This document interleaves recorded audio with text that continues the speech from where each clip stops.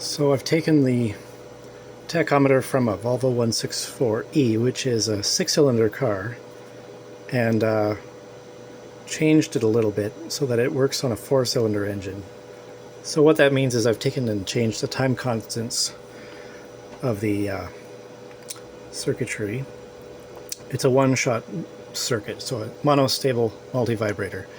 Essentially, whenever it receives an input pulse, it produces an output pulse of a constant duration, and it's designed such that the constant duration pulses are delivered to the meter movement at a constant current. There's a current source in there that gets triggered by this multivibrator circuit.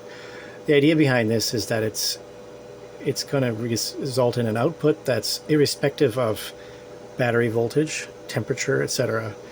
So it's accurate, and it doesn't need voltage regulation or anything fun like that going on. It's all based on time constants, and the only thing that's regulating a magnitude in here is a little current source. The current source is just being, like I said, turned on for a brief pulse of a constant duration, and the frequency of that repeating is the ignition input. It's just coming off the coil amplifier. So you can imagine that if you have a constant pulse width or duration and it's just repeating more, the average power output or average current into the meter movement is going to be higher. And it works out to be an exact proportion to a frequency, which is just engine speed. So right now it's sitting there at burning its brains out. It's not in a real engine, thankfully.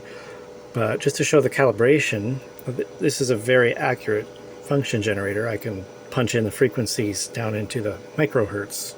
So here, let's see, on a 4-cylinder engine, do my math in my head here,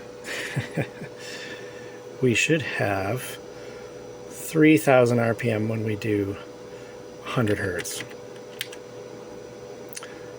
And it would be 6,000 at 200, of course.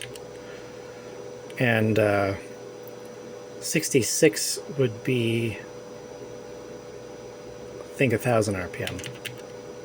No, 2,000. That would be 33. Yeah.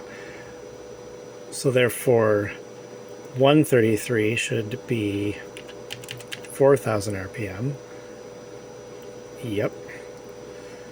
And 166 gives us 5. 233 gives us 7. That's right. There you go. So either way, you can see the nice even calibration of the meter. So I'll go back down to 1,000. Plop. And it's got a little bit of stiction. I want to work on that. The joules in these are lubricated with a very high viscosity oil, so the meter doesn't just wobble all over the place as the engine speed changes, because it's a very heavy movement in there, and of course it's going to store energy and resonate. So anyway, and you can see I've got a little bit of a calibration error. I didn't put in 33 1/3. It should really be, yeah, no one's going to see that, but yeah, it wasn't enough to push it along. Either way, 33, if we did 50, that would give you 1,500.